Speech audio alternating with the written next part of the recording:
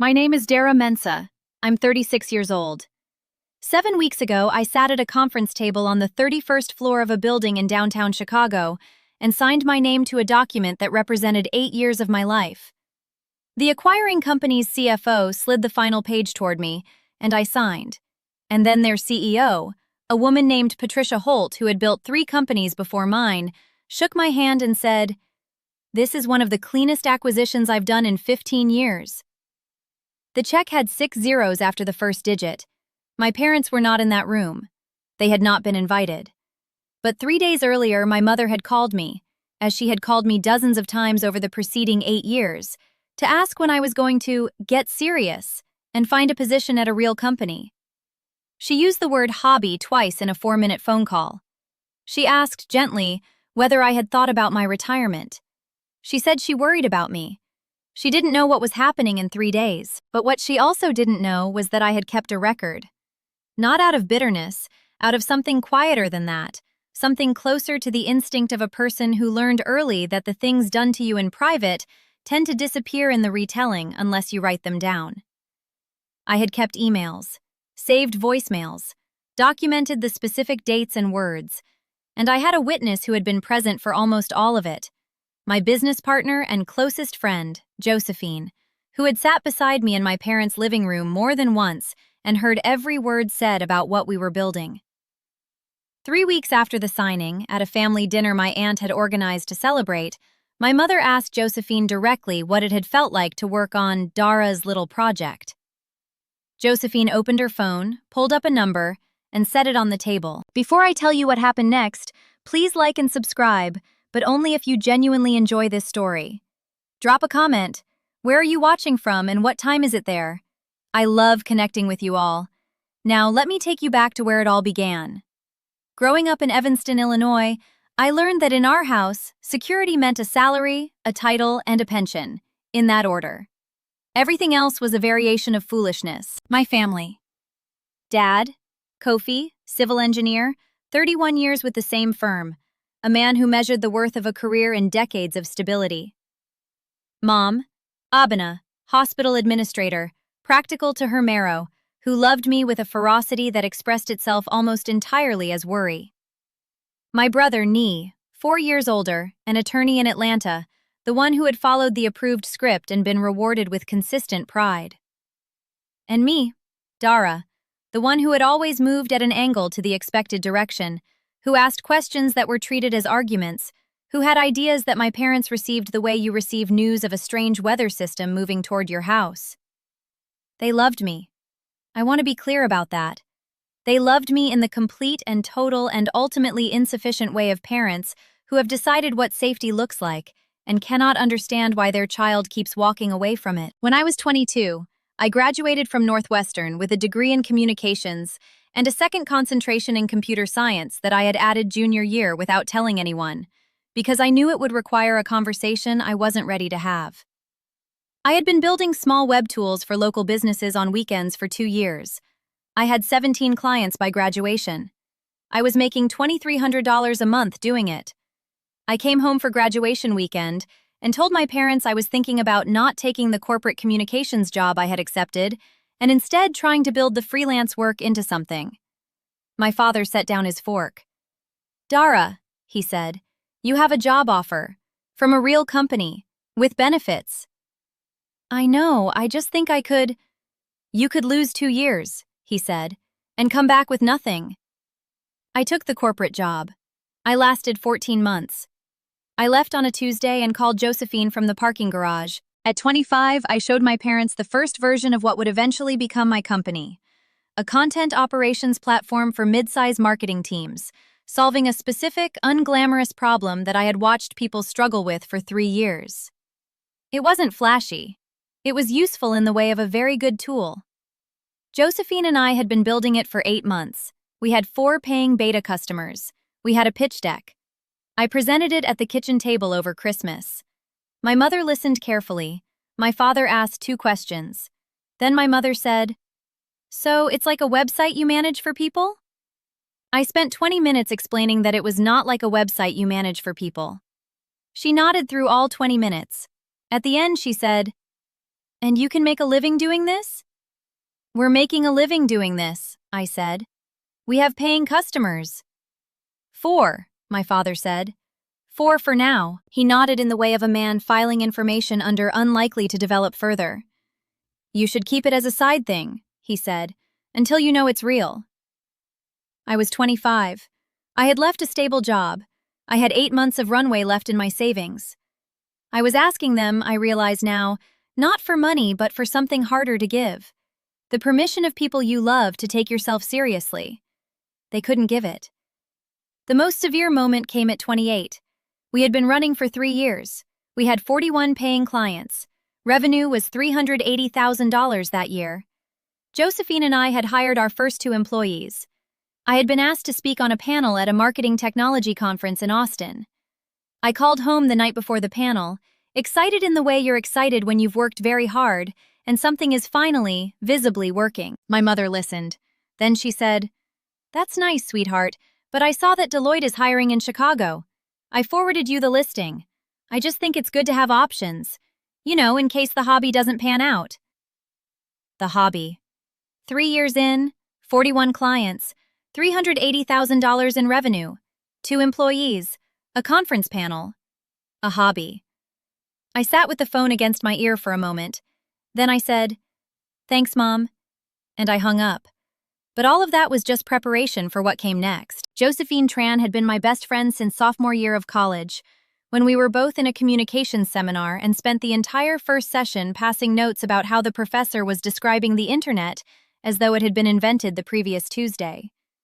She was sharper than anyone I had ever met, funnier than she let most people see, and she had a quality I came to rely on more than almost anything else in my life.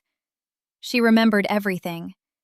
She had a near photographic memory for conversations, context, the precise texture of a moment. She was the person I called after every family dinner. She had heard every version of every story.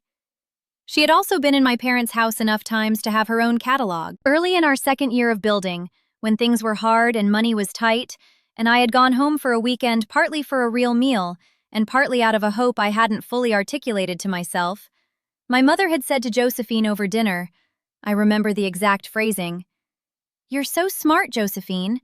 You could still do something real with your career. You're not too old to pivot." Josephine had smiled and said, "I think what Dara and I are building is real." My mother had patted her hand like she was correcting a sweet but mistaken child. Josephine told me about it on the drive home.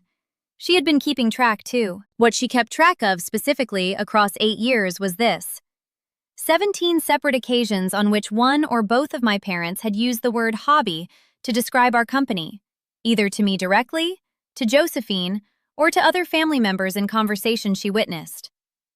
7 times they had suggested I look at job postings. 4 times my mother had mentioned my brother Nee's career as a counterexample. Twice my father had asked, with genuine curiosity, when we were planning to wind it down. Wind it down. As if we were a camping trip approaching its natural end. What my parents didn't see, or couldn't let themselves see, was what was actually being built. Because I had stopped reporting it. After the phone call at 28, after the hobby doesn't pan out, I made a decision. Not a dramatic one, a quiet one, the kind that doesn't feel like much at the time and turns out to have been everything. I stopped performing the company for them. I stopped bringing it to the kitchen table, stopped explaining the metrics, stopped translating the growth into language I thought they might accept. I let them keep their version. The hobby, the side project, the thing Dara was doing instead of a real job. And I went back to building. Year 4. Revenue crossed $700,000. We brought on a head of sales. Year 5. We passed $1.4 million. Josephine and I took real salaries for the first time. I moved into a 2-bedroom apartment in Wicker Park. My parents visited once. My mother looked around and said, "This is nice. Are you subletting it or is it yours?" It was mine. It had been mine for 4 months. Year 6. A mid-size venture firm approached us about a Series A. We declined. We were profitable. We didn't need their money and we didn't want their timeline. Year 7. Revenue hit $3.1 million. We had 22 employees. We were named in a trade publications list of the top operational tools for marketing teams. My father saw the article, my aunt had sent it to him, and called me to say, "I didn't know you were in a magazine." That was the whole call. Year 8. Patricia Holt's company reached out through an intermediary. They were building an enterprise suite. Our platform filled a specific gap they had tried twice to build internally and failed at both times. They wanted to acquire, not just partner. The conversations took 4 months. Due diligence took 2 more. On a Tuesday in November, Josephine and I sat in that conference room on the 31st floor, and we signed. And Patricia Holt said it was one of the cleanest acquisitions she'd done in 15 years. I called Josephine from the elevator on the way down. She said, "So, your hobby just sold." I laughed until my eyes watered. My Aunt Gloria, my mother's older sister, the one who had always paid attention in a different register from the rest of the family, had been planning a dinner for weeks. She had found out about the acquisition through my cousin, whom I had told in confidence, and she had organized what she called a quiet family celebration at her house in Oak Park. 12 people. My parents, Nee and his wife, several cousins, Josephine. I had not told my parents the number. I want to be honest about that. I had told them there was news about the company, that it had been acquired, that it had gone well.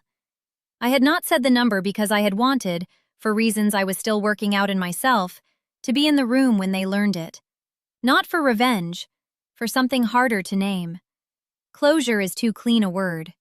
Witnessing is closer. Aunt Gloria made jollof and fried plantains and a whole fish, and the house smelled the way it had smelled at every important occasion of my childhood, and people arrived and filled the rooms, and my mother hugged me at the door and said, "I'm so proud of you, Dara," which she had said, and which I received, and which coexisted with everything else that was true. Dinner was warm. Nee gave a toast. My father was quieter than usual, which with him meant he was processing something he hadn't yet located words for. Then, near the end of the meal, my mother turned to Josephine. I don't think she knew she was doing it, I think it was genuinely reflexive, and said, "So what was it like all these years, working on Dara's little project?" Josephine looked at her for a moment. Then she picked up her phone, opened it, turned it around and set it flat on the table in front of my mother. On the screen was a number, the acquisition figure. The number with 6 zeros after the first digit. My mother looked at it. The table was quiet. "That's what Dara's little project sold for," Josephine said. Her voice was completely even. 8 years of work, 22 employees, 3.1 million in annual revenue at time of acquisition. She let it sit there. My mother's hand moved toward the phone and then stopped, as if she wasn't sure she was allowed to touch it. My father leaned forward and looked at the screen without speaking.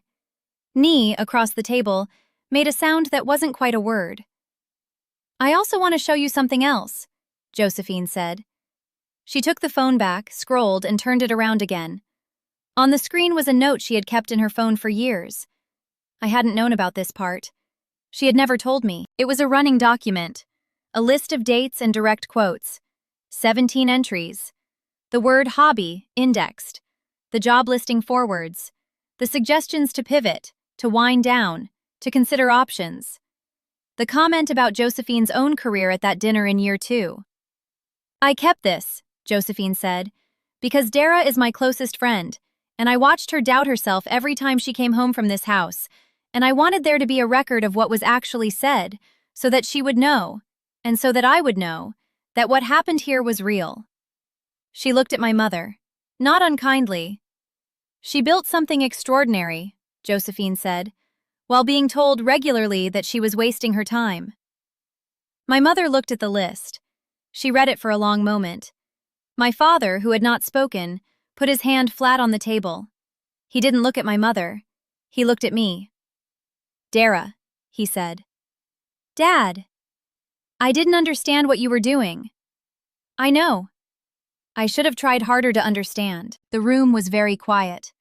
My Aunt Gloria, at the head of the table, was watching with the expression of a woman who had known something for a long time and was watching other people arrive at it. My mother set Josephine's phone down. Her hands were in her lap. She had the expression I had seen once or twice in my life, Not the worry face, not the management face, but something underneath both of those. Something unguarded. "I called it your hobby," she said. "I called it that last week." "I know," I said. "I was scared for you," she said. "That's what it was. I was scared and I didn't know how to say that, so I said that instead." "I know that too," I said. I had known it for years. Understanding something and being unhurt by it are different skills, and I had gotten better at the first one faster than the second. But in Aunt Gloria's dining room, with the smell of jollof in the air and Josephine's phone face down on the table and my father's hand still flat beside his plate, I felt something release that had been held for a long time. Not everything, not all at once, but something. My mother called the next morning, early, before I was fully awake. She didn't perform the call, didn't arrange it into the shape of something manageable. She said, "I've been up since 4. She said, "I want to say something properly." She said, "I'm sorry I couldn't see it while you were building it."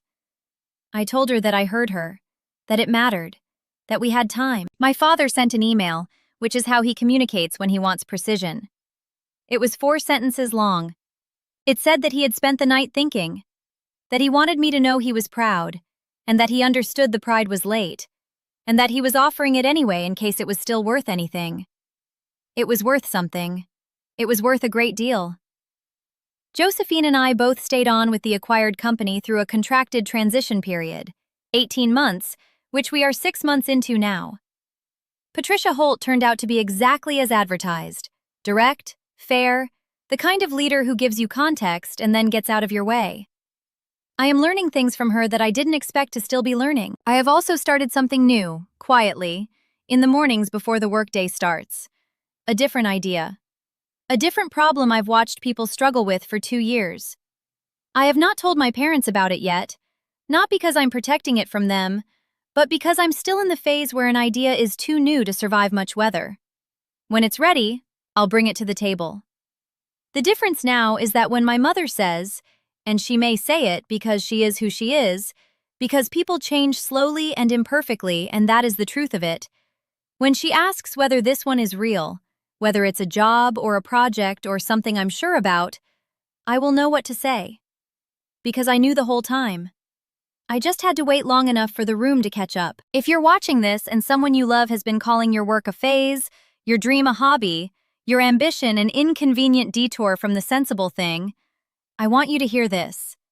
Their fear is not your forecast. The people who love you most are sometimes the least equipped to see you clearly because they are looking at you through the lens of everything they're afraid might happen to you. That love is real, and it can be wrong at the same time. Build the thing anyway. Keep your own record. Find your Josephine, the person who will sit at tables with you and remember exactly what was said and who said it and on what date. Not because they're building a case against anyone, but because they believe in you enough to document the journey. And when the room finally catches up, let it. Let them be proud. It doesn't rewrite what happened, but it doesn't have to. You were never building a hobby. You were building your life. Those two things are not the same. Thank you for staying with me until the end. If this resonated, please like and subscribe. Here's what I want to know. Has someone in your life ever used fear to disguise their doubt in you?